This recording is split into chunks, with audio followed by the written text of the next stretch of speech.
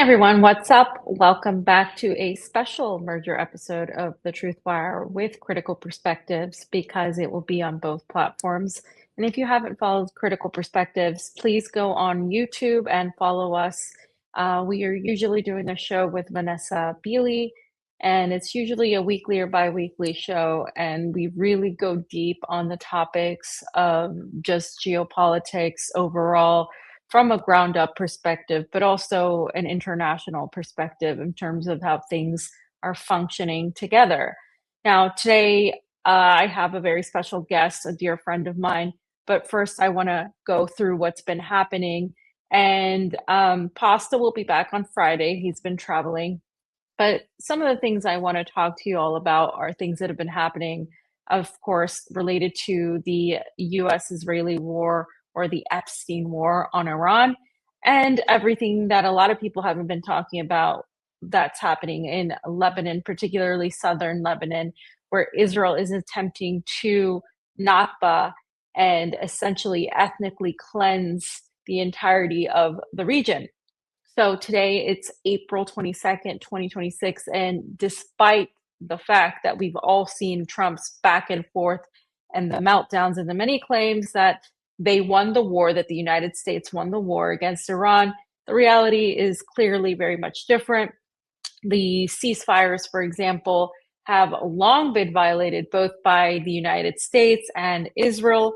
And despite this, of course, Donald Trump did announce that the prime minister, that this is due to the prime minister, Shahbaz Sharif, and the field marshal, Saeed Asim Munir's timely request. So because Pakistan decided to just request this, the U.S. actions against Iran are now on hold. We know that reality is that the United States is continuing to just hold back because of the fact that they cannot really take Iran in an ground operation. Millions of Iranians are absolutely just ready to fight in hand-to-hand combat that the United States could no way in hell actually put up a legitimate fight.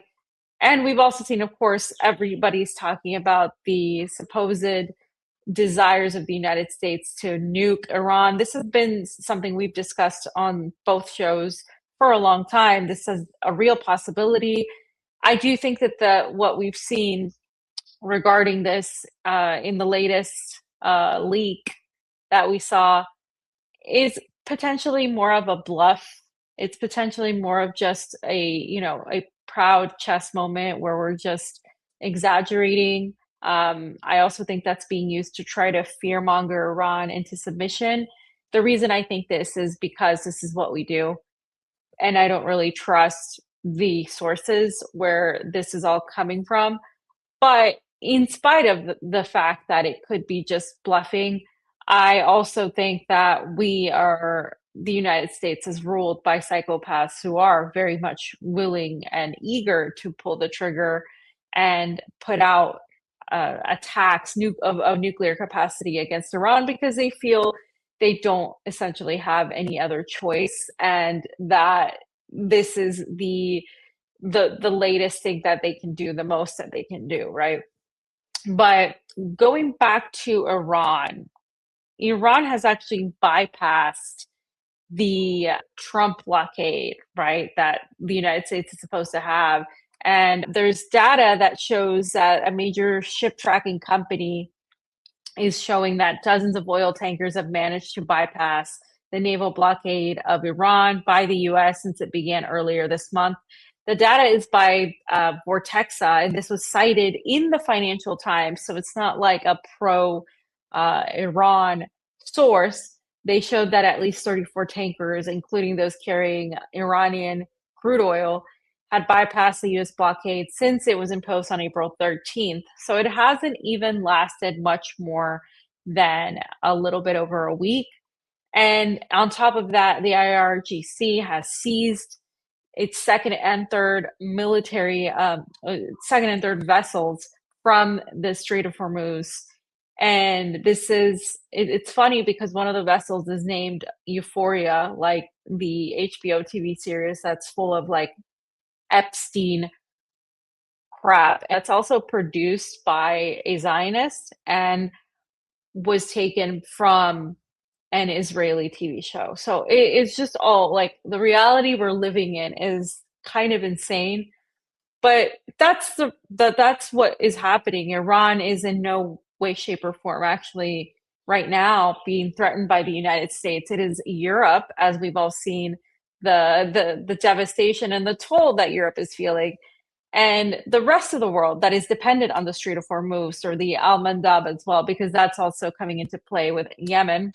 The United States right now can largely pretty much just ignore this for now. We are feeling it. We have felt it in terms of international travel and airlines. We're seeing Lufthansa cancel many flights. But in terms of the people feeling it at the pump, it's kind of the United States can still pull its resources that it now has from Venezuela and from other parts of Latin America. This is why, by the way, it is key to watch Brazil's election, because within South America in particular, you have oil in Venezuela, Brazil. I think Brazil is second. Colombia, you even have oil in Peru. You have oil throughout Latin America, particularly South America, that the United States is counting on. So this is all tied together, right? The United States is trying to build its blockade against the resistance axis and against, of course, competitors like China, but that's a little bit different.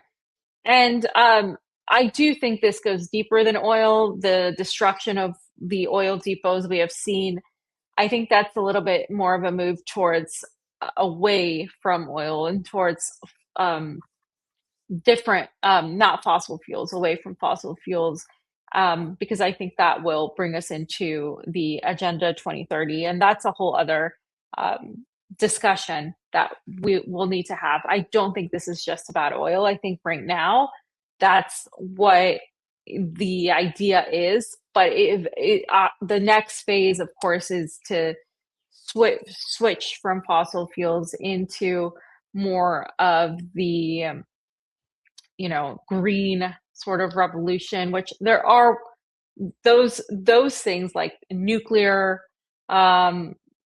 like solar energy, all of that does require a great amount of energy and a great amount of resources that I think a lot of people don't really consider. And so that industry is also tainted as well. And there's so much more to talk about in regard to that I think we're going to be diving into soon. But, the IRGC, going back to Iran, has basically said they're ready to combat the United States and Israel to, quote, shocking events beyond the enemy's comprehension on the battlefield. This was a statement marking the anniversary of the IRGC's establishment today. And they basically said that its multiple forces are ready to create achievements and shocking events far beyond the comprehension and calculation of the warmongering and treacherous enemy utilizing new cards on the battlefield. And they are ready for decisive, certain, and immediate confrontation with any threat or repetition of enemy aggression. So this is, again, they're saying they're going to issue crushing blows on the enemy's imagination and their remaining assets in the region. And the thing with Iran is whatever they say they have done to one or another degree, and I think everybody knew that these ceasefires were not going to be stuck with by Israel and the United States. We knew that they were going to be violated, including Iran. I think they knew that. But it does seem like this is like, okay, we're doing everything right, and the United States is still not taking it seriously. Israel continues to attack southern Lebanon. And so now what's left to do but really re-emerge this war and continue fighting, right? And so, meanwhile, across the entirety of Iran, people have been out in the streets this past week, and people were out in the streets in support of the war continuing in support of the ceasefire ending. They didn't want the ceasefire. They were saying they actually want Iran to continue fighting the Epstein cabal. They've been saying that they're not for the ceasefire. And people were actually surveyed in their support for the reemergence of the war against Washington and Zionist Israel, and they by far have been in favor of that. They've also been in favor of Iran keeping its weapons stockpiles, its missiles, not giving any of this up, and also continuing their nuclear buildup. Because I think everybody understands now, when the war does reignite, this is an existential war for Iran, for the resistance axis, for the entirety of the world, right? And the U.S. is clearly not serious about ending the war. Israel is not serious about ending the war. Their strategies are one and the same. And again, a lot of people want to say, you know, Israel controls the United States and blah, blah, blah. But again, the United States funds Israel. The United States uses these weapons against the people of the region. They're being killed by U.S. weapons. They're not necessarily being killed by Israeli weapons only. They're being killed by U.S.-made weapons, and they're funding Israel. So I don't know how people can just try to give the U.S. An out when it comes to this. And I think that is a strategy that certain people on the right in the U.S. are using to try to pretend the United States would be just magically non-imperialistic without Israel, which we know is absolutely false. But we do know that the Zionist influence is beyond Judaism, beyond any of this. This is just the mantle. And there is an underlying Christian Zionism, right, that has been going along with Israel. There's an underlying this just completely taking on the Arabs, like the Saudi regime, like Jordan, like parts of Egypt and Qatar, the UAE. I mean, it's kind of like you can't just say that that's just one thing. I think it's a combination of interests. And when we look at who's profiting from this war, we can see that it's a predator elite class that is profiting and making money, particularly Trump's friends, Trump's family, and the Zionists within the U.S. government. So this is much deeper than who if one entity controls another. I think this is now we're gearing into the international class of predators, and really Iran and the resistance are the only ones fighting back, right? And as we all know, Israel has continued violating and trampling on the ceasefire, completely disregarding it and attacking southern Lebanon. They have bombed civilian areas in southern Lebanon. They're attempting to Gazify and Nakba, southern Lebanon. And formerly jailed journalist Julian Assange actually tweeted on X saying that Israel now occupies more of Lebanon than Russia occupies in Ukraine. And this shows two things. One, how much of Lebanon Israel is trying to occupy and take, and how many people, millions, they're trying to push out of Lebanon in order to do what it did to Palestine to Lebanon. And two, the hypocrisy of the European, Western, first world, beautiful garden that loves to talk about Ukraine and Ukraine's rights. And literally, Russia is occupying very little of it. And by the way, despite Dmitriev's constant attempts, has failed to really stop more sanctions, has failed to grant a negotiation, although we are seeing that still be in potential talks. But again, the rest of the world views Russia as such an aggressor. Meanwhile, Israel is doing what it's doing, which is absolutely not being talked about enough. What it's doing to the people in Lebanon in general, but especially in southern Lebanon. And we recently saw Israel's attacks on the bridges, their destruction of the Jesus Christ statue, the way they just hatefully took that down. We've seen the bombs dropped on hospitals, schools, kindergartens, as well as recent airstrikes across the southern part of Lebanon, including mosques, including civilian residencies, places of worship. I mean, this is complete and total violation. So people were asking, right, like, what is Iran going to do now? And well, the ceasefire is clearly done, both because there were attempts against Iran itself and also attempts on Lebanon.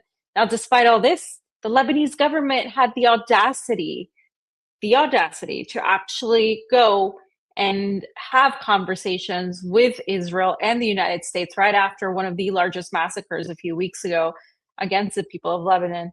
And then they're actually planning on doing this again, pretending that these actions are backed by the majority of people in Lebanon. They are not. If anything, these actions have backfired. The people of the region are feeling disgust, betrayal.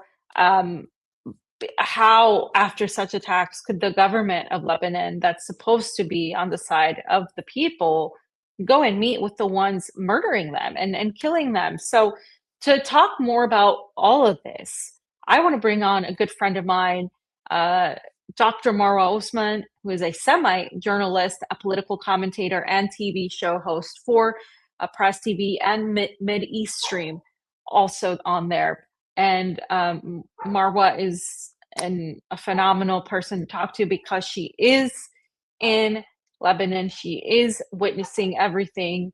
And I want all of you to hear exactly what Marwa has to say in terms of not just the geopolitical aspect of this, but the human aspect of this. What is the experience of people there, the costs, and really the reality on the ground? Now, Marwa, as I said, I'm so glad you're here with us today, in spite of everything that's going on. And I want the audience to hear more from you directly as one of the key journalists and just human beings that are experiencing so much of what is going on in Lebanon that is also not being told because so many people are focused on the geopolitics of it all. And it kind of ends up being this game for a lot of people where they're just watching these statistics and these things unleash on the screen, this violence that's happening.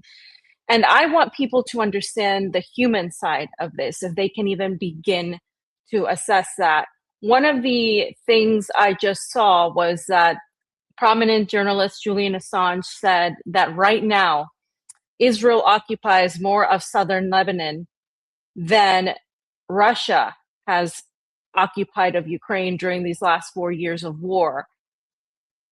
How is what Israel's doing so much more than an occupation, and how is it more of what we already saw in Gaza, this ethnic cleansing, this genocide, this massacre, this inhumanity that is being unleashed towards people every single day, even times when we don't hear about it?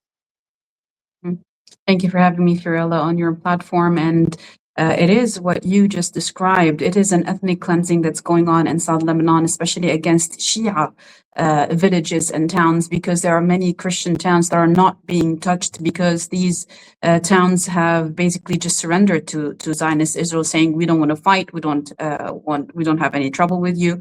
But apparently the Shia towns are ready to fight till the last drop of blood to keep the land Lebanese.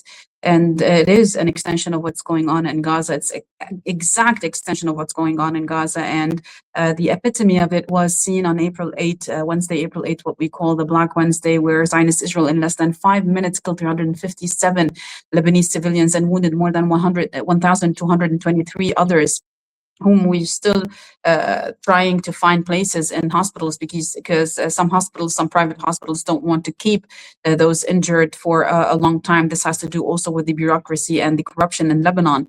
And we're still going to funerals. I was explaining to you before we just began our live recording that I just came back from a funeral, actually from a double funeral, because I was supposed to go to the funeral of the nephew of my friend.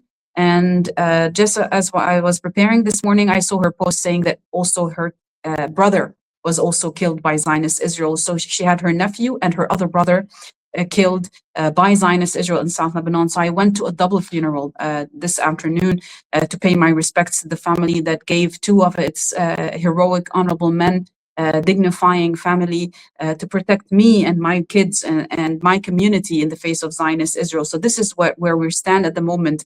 We stand between fighting for our lives and doing our duty and paying our respect to the families, all the while trying to fight off a Zionist, literally a Zionist government in Lebanon, put in place as puppet government for the United States of America, who is basically just giving Zionist Israel what it could have never gotten in the battlefield. But all of this is nonsense, Fiorella. Everyone who is reading about this as a diplomatic or a political solution, it's absolutely nonsense, because the battlefield is still raging. At the moment, Zionist Israel is bombing South Lebanon. The resistance is retaliating. There were two statements this morning from the Islamic Resistance Hezbollah in Lebanon saying that they retaliated against the occupation. And it tells gravely a lot about how the world is built on hypocrisy, because as you said, as you started, Russia has barely occupied land that is way less than what Zionist Israel now occupies. Now Zionist Israel occupies not all, but part of 55 villages in South Lebanon over the all over the 100 kilometers border with occupied Palestine.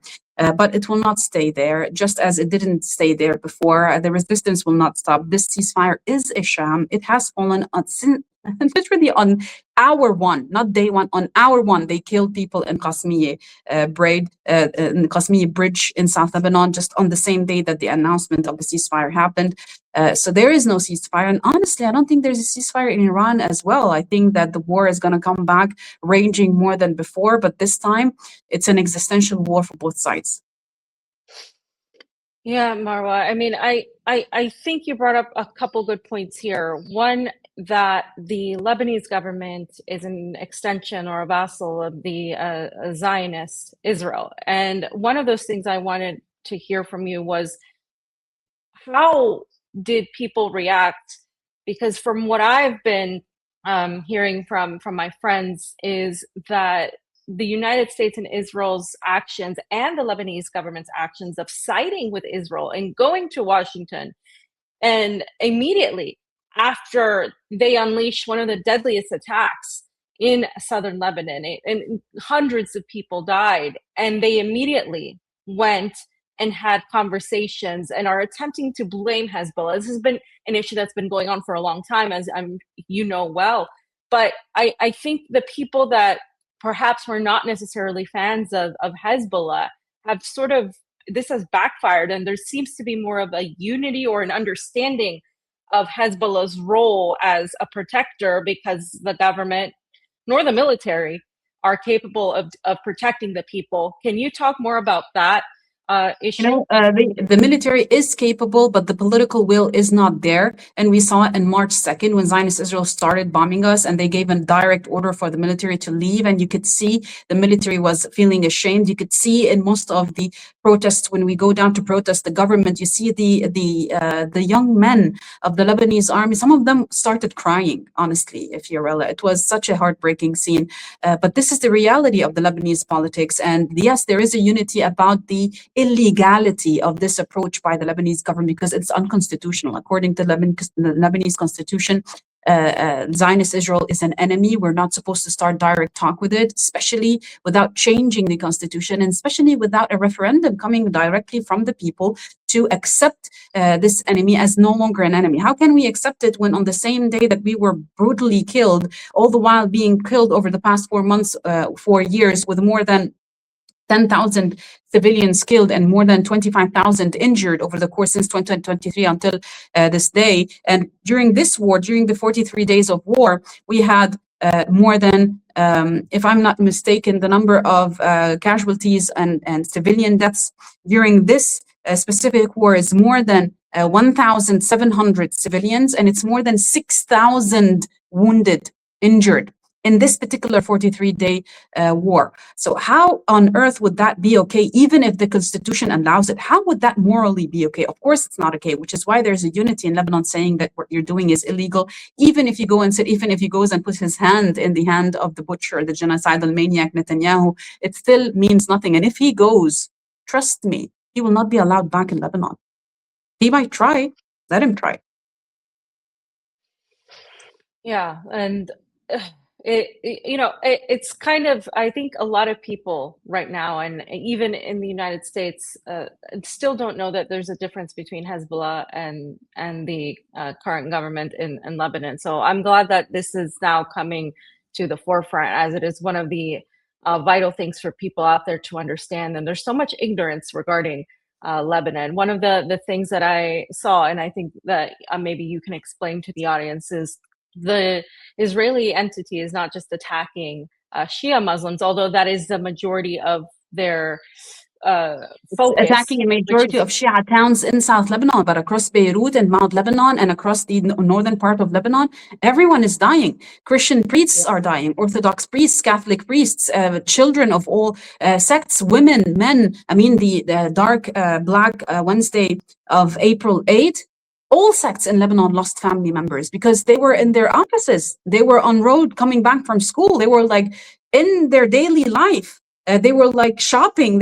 My friend lost her leg and an eye and lost her son. He was 16 years old, Karim. She was shopping in Mount Lebanon with her son, getting some stuff for her house, where she is displaced, by the way. She doesn't live in Mount Lebanon. She's displaced to Mount Lebanon. And she was attacked. Zionist Israel attacked them. And my friend, who is a Christian Orthodox, his office is in Mazraa, which is in the heart of the capital, Beirut. He was killed. My direct best friend was in his office in the heart of Beirut, near where you were with me during the I'm sorry, the electricity might have gone.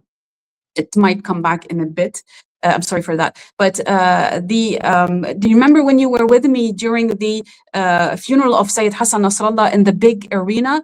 His office was literally at the end of that road, and Zionist Israel killed him in his office. One second. Okay, I'm sorry. So basically, this is what's happening, and this is what we are dealing with. And even in South Lebanon, by the way, because as you know, South Lebanon is it's a versatile place. Even in Khiam, my hometown, it's not only Shia; it's a Shia/Christian town. And in Bint Jbeil, so is that's the same thing in most of the Lebanese towns and villages, especially in Sur and Tyre on the coastal region and the western part of the border. But at the beginning of this 43-day war, on the second or third week of the war, Zionist Israel attacked 3 Lebanese men in the town of Marja Ayoun, which is facing my hometown of Khiam, which is on the border, but they are Christian men, and they were on the roof fixing, they fix satellite dishes. This is what they do. They get those satellites and they install them, and they install also, like, you know, the panels, the solar panels for people. And they were installing a solar panel, and they were killed with an artillery shell. They were doing nothing. I mean, with the technology they have, they can easily see what they're doing, and they are more than 15 kilometers away from the border. Why were they killed? They were not being aggressive against anyone. They were doing their job, and they were in the middle of town, and the town was packed with people. So this is what Zionist Israel is. But the ethno-cleansing that's happening at the border is the detonation. By the way, it's civilians who are doing the detonation. It is contractors that are being brought in by the Israeli occupation forces, and they're telling them every unit that they bomb, they get paid more. This is why you're seeing them basically detonating entire neighborhoods and bombing them, schools, hospitals, they don't care, villages, churches, mosques. You saw what they did with Jesus Christ statue in South Lebanon. They destroyed it, and then suddenly they were apologizing for what? You literally spit on Christians in the middle of Jerusalem. What are you talking about? Marwa, one of the things we have seen that's also clear proof of their desire to eradicate people of the region entirely is the bombing of bridges, the bombing of infrastructure, while simultaneously having let out these pamphlets that are very fascistic, very reminiscent of Nazis, and telling people to evacuate these areas, and an effective Nakba of southern Lebanon. Can you talk more about that specific, those specific tactics that they've used to basically push people out, bomb them, and then bomb the infrastructure that will allow them to move anyway? The latest number is that 17 bridges have been bombed by Zionist Israel that connect South Lebanon to one another, because we have a lot of rivers that pass through there. Not only the Litani River, that every time Zionist Israel has a chance, it says Litani River. They have their eye on it because it's one of the biggest rivers in the Middle East, and it's fresh water. That's why they want to grab it. And I have a piece coming up in the UK column about that, about the importance of the Litani River and the Hasbani and the Wazani River, and why Zionist Israel want to take them, and how many times they attempted to occupy this land for the sake of that water, and they will never be able to do so. But the infrastructure that they've been destroying, whether it's bridges or hospitals or schools or even kindergartens for that matter. I mean, it's like daycare centers are being brought down into rubble. Even areas that are what we call water power plants. Basically, it would be like a small unit near a river that has generators and machines that would take that water, take that fresh water, take it through the pipelines and distribute it to the towns and villages across South Lebanon. They even bombed that to make sure that people, if they return, they don't find water. What they don't know is most Lebanese people, especially in the south or in the Bekaa, which means areas that are away from the capital, the central of the state. Most of the people have wells in their houses. We don't really just put all of our eggs in the same basket when it comes to the areas that are far away from the center of the state, because we know because at any point something can happen. So we always we have plan A, plan B, plan C. So we always like I was telling you, we don't really believe that we should that we will have electricity all the time. You saw what happened. We lost electricity. We have a generator that it's a backup generator. We know that we might lose a water supply, which is why we have wells in our houses. Before we build the house, we actually build the well. So we don't have a problem with that. Of course, it's going to make life a bit harder. But just like we saw last time in 2024, when it ended, when 2025 entered, a lot of areas were rehabilitated and reconstructed really fast. At the moment, the major three bridges, the big three bridges that were bombed by Zionist Israel, were rehabilitated because of the Lebanese army and the civil society in South Lebanon. So people are now using those bridges again. So it became more of an adaptation for us. But for the enemy, it is more of cutting off the lifelines of the people and making sure that they never return. Now, the Lebanese resistance on its own issued its statement on the supposedly first day of the ceasefire and said, don't trust the enemy, don't come back, because it will allow us to have a leeway to retaliate to the enemy violating the ceasefire. And this is exactly what has been happening over the past 3 days. People went there, they checked on their shops, they checked on their houses, they were able to bury their loved ones and then came back. And it was on, especially yesterday night, when we saw missiles hitting the occupied territories inside of Lebanon in Ribet Latin village, which is in the center, like not on the east nor the west, the center between Lebanon and occupied Palestine. It was hit with missiles by the resistance against positions of the Israeli enemy occupation forces stationed there. So also this gave some sort of a sign for the people to leave the area. Mind you, the area that is right at the border is uninhabited because Zionist Israel is roaming there, so it's very risky. At the moment, as we are speaking right now, Fiorella, we have 2 journalists who have been attacked. They were actually a group of journalists who were attacked in Dibil, which is in South Lebanon, and 2 martyrs fell, and there are now 2 women journalists who are stuck because Zionist Israel is not allowing the Red Cross to cross over and get them while they are in Lebanese land. So this is what Zionist Israel is trying to do: cut off the infrastructure, cut off any media from showing what's happening, and then they boast by sharing and posting their own content, which shows them boasting about demolition of civilian sites, and they call it terrorist dens. What terrorist dens? It's schools and churches and mosques and hospitals. What are you talking about? And everyone is seeing that. And while everyone is seeing that, Fiorella, no one is saying a word, which is why we will not again put all our eggs in the same basket. Diplomacy? What diplomacy? What diplomacy? Our trust is in the resistance, and that is it. Other than that, we don't trust anyone else. I think that was one of the most frustrating things I think a lot of people have been feeling with, along with all of you, is this belief that you can work it out or have diplomatic interactions with Israel when they have zero humanity. And this includes Washington as well with Iran. Like, there's no diplomacy, with actual terrorism, with actual psychopathy. It's like saying you're going to try to reason with a psychopath. It's, to me, this seems rather difficult to comprehend, but that's what I think we all saw when the ceasefire was completely trampled on by Israel. We all knew that that was going to happen. I want to ask you about Iran and Hezbollah's relationship in terms of the ceasefire negotiations, in terms of how Iran, one of the most prominent asks from them was Israel cannot violate the 10-point plan, cannot continue to bomb Lebanon. And that was one of the things where everybody was like, of course they're going to continue to bomb Lebanon. Netanyahu comes out immediately after Trump supposedly says, oh, yes, they're going to stop. Immediately every time he comes out and says, no, we're not going to stop. How has this interaction been, and what is the relationship in terms of the unity that we have seen coming from Iran and Hezbollah? You know, this unity of battlefields, not only between Lebanon and Iran, but between Lebanon, Iran, Iraq, and Yemen. And at one point it was Syria as well, but hopefully, inshallah, we'll see that again soon.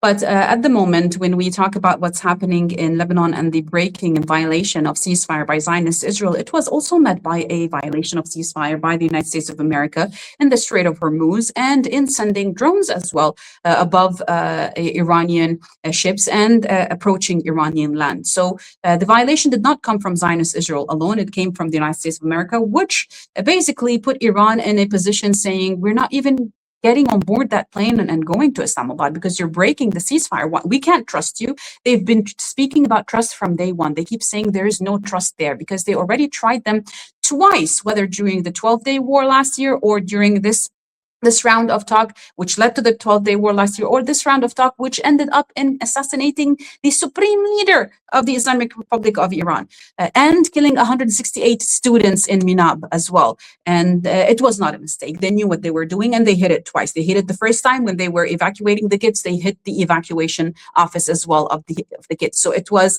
obvious. They cannot hide from it. It's a war crime. It's going to be basically written all over their foreheads till the end of days.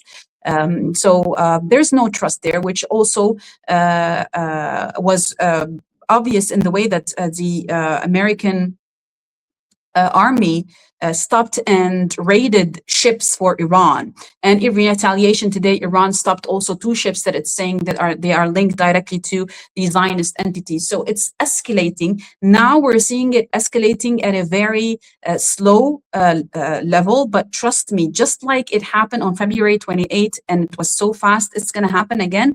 But this time, as I tell you, no one will be able to stop it. Not Islamabad, not Russia, not China, not anyone. Of course not the Europeans. They don't have a say over their own politics. So they're not going to have a say over the World War III that is erupting in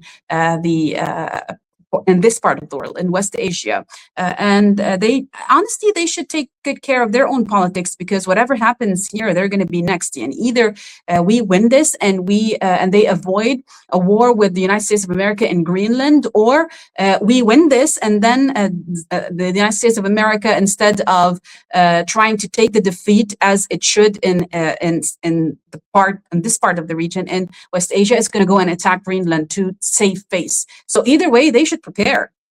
Whatever happens, we are winning this war, even if we win over the rubble. We don't care. We can always rebuild. This is something that they are not used to. We are used to this. We can always rebuild. With us being killed, it's fine. They will bury us and continue. That's life. It's fine. We accept that. But for them, it's going to be a devastation. It's going to be the end of Europe as we know it. And they should take good care of their own security measures and their own national security and interstate, if you will, security, rather than boasting about creating some sort of a coalition to impose security on the Strait of Hormuz. Why didn't they go and impose security in Greenland, for the love of God? Or in Gibraltar, you have no say about how many ships and USS carriers pass through Gibraltar to come into the Mediterranean, literally your backyard. You have no say in that. They could attack you and take over without you even having a chance to defend yourself. So don't worry about us. We're perfectly capable of defending ourselves. Europe should worry about Europe. And when it comes to the allies of the Islamic Republic of Iran, whether they're strategic allies, Russia or China, or their direct allies in the region, Lebanon, Iraq, and Yemen, the unity of the battlefields has proven to be effective. And I'll be saying, keep your eyes wide open, because the upcoming war will include everyone, and not only the Strait of Hormuz will be choked, also Bab al-Mandeb will be choked. So you have 20% of the crude oil that goes to the world coming from Strait of Hormuz, and you have 30% of the crude oil that comes from that goes to the world coming from Bab al-Mandeb. That's 50%. That's everyone on this planet suffering. Not only us suffering because of the colonial wars and the war of choice by Donald Trump, who's honestly lost the last marble that was playing inside of his empty head. And right now, and after the breaking news that was coming from Washington yesterday and the leaks that are being spoken about in American media, I think the American public have something really, really serious to think about. They are in grave danger. They should not only think about how this will hit them economically, but also with their own internal security. I mean, this man is attempting to break the army. What will happen if the army starts a coup, or the army basically just breaks on its own self? You'll have multiple armies. What are you going to do? Civil war in America? Are you ready for that? When you have someone who's as crazy as Donald Trump put at the leadership, allowing Pete Hegseth, who's a drunken, lame maggot of a human being, not even a human being, if I may, taking out the head of the army in the United States of America. And if you know well who controls the nuclear codes in the United States of America, you'll see that it's the Trump administration attempting a coup against the entire country to take control of everything, which puts the risk of the entire world in the hands of a lunatic. Why were they talking yesterday about the codes of the nuclear weapons? This might be bluffing, but it is reality. It might be a bluff, but at the end of the day, he controls this. What will happen if he decides to use it? You know, Marwa, you mentioned something that when the bombs drop and when you have to work a little bit harder to have things like water and basic needs, you're all willing to do it in the region. It's almost it's a daily occurrence.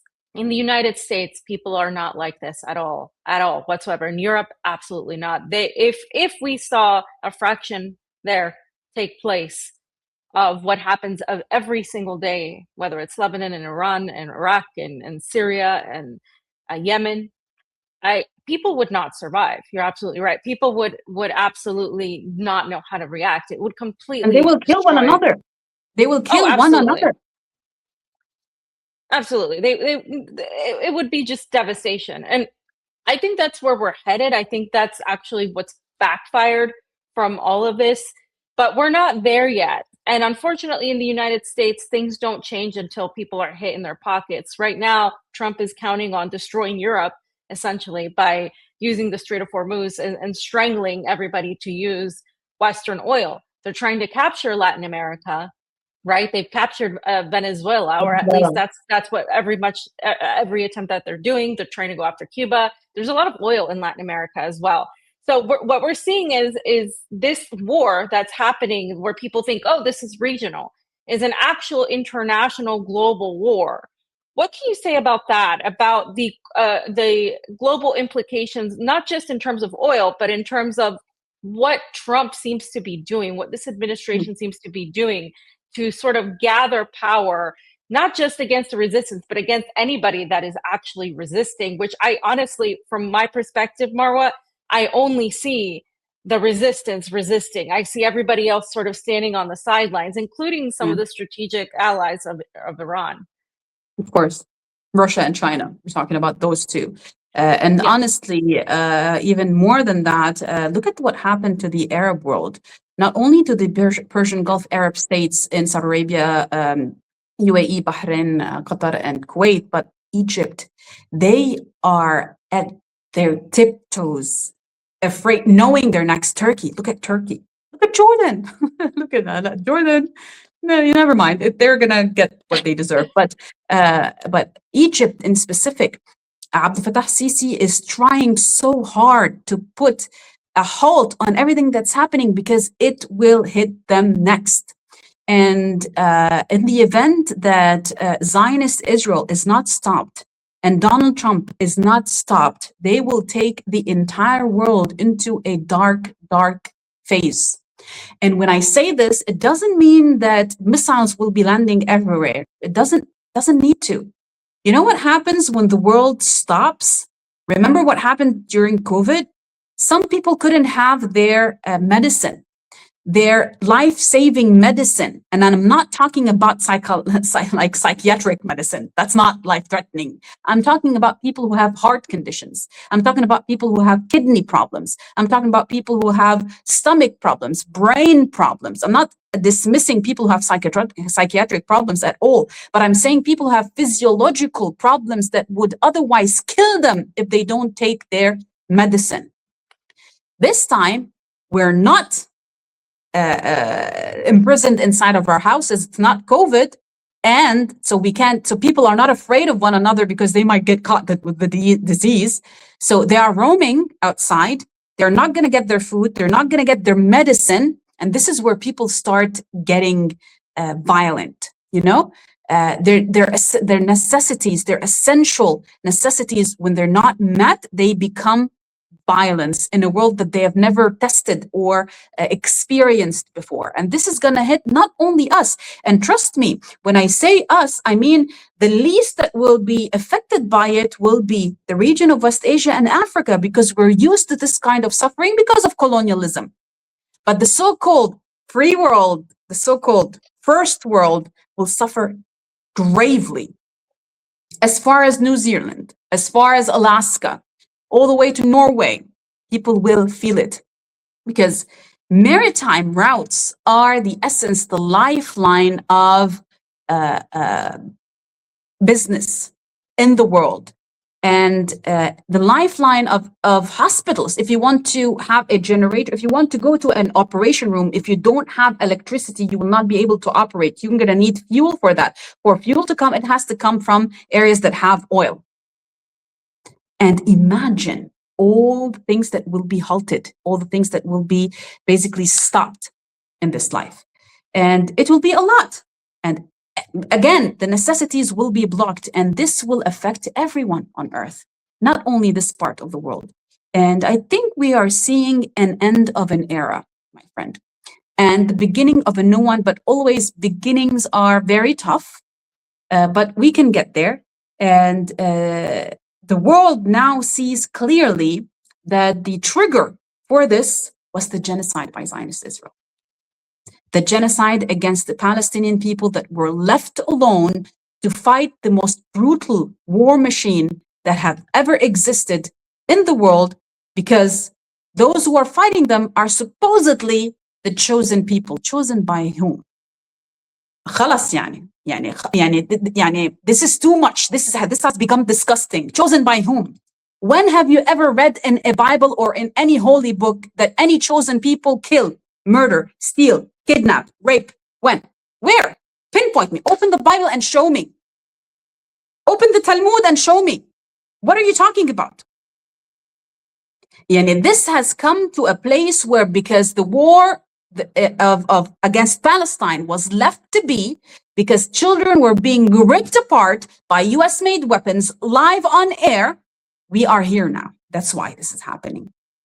Because when youngsters in the United States of America were trying to voice their support and their denouncing of this war crime, they were imprisoned. That's why this is happening. Because the vial of the earth, whose name was mentioned more times in the Epstein files than Jesus's name was mentioned in the Bible, Donald Trump, because that is why we are here right now. He's a leader on the Epstein. He's a pedophile. You're happy. There are people right now online claiming that they are no longer Catholic because they support Trump against the Pope. The Pope. This is where we are right now because of Zionist Israel. You said it well, Marwa. We're entering an era of just complete change, and there is a lot of darkness, and I think that's what a lot of people are fearing. And I'm not trying to sound biblical, but I mean, some of the things that are happening are exactly of these proportions of where it does seem like the resistance is fighting absolute darkness, absolute evil within the Epstein cabal, and they're the only ones doing it. And I'm just very glad that you've had the opportunity to come here and share your words. And I just want to ask you one last thing. If you can share something else with the people of the United States who are against this and feel like they don't know what to do or what they can do as we descend into this darkness that only the resistance is fighting, what would you say? Resist. Stop paying taxes to a genocidal maniac. Stop allowing them to control your life. Stop allowing them to steal away your kids, your daughters, and your sons, to come and kill us but they end up being killed themselves and return in caskets, in coffins. Stop allowing them to do that. Stop allowing them to steal your money and then invest using your money in the military industrial complex. Go and research what Trump's sons are doing, where they are investing, where they are putting money. Go and research Power Us company that was made literally 2 weeks before the war on Iran, and how much money they are making. This war is only making the pocket of Donald Trump bigger. That's it. Go and research what Pete Hegseth, what kind of portfolio Pete Hegseth's consultants are investing in, and it's illegal because he has signed, before he became a Secretary of War, he signed a contract, a legislation that says he's not allowed to invest in these military industrial complex companies, and he is doing this because he's this is inside trading. This is illegal. Go and research this. Sue them, stop them, don't allow ICE to be terrorizing you. Resist. This is the only way out. Everything being done to them right now, everyone, is going to happen to everybody else in the world, by the way. So thank you, Marwa, for everything, and thank you for being here. We appreciate you. Everybody follow Marwa on X, and please watch her shows on Press TV.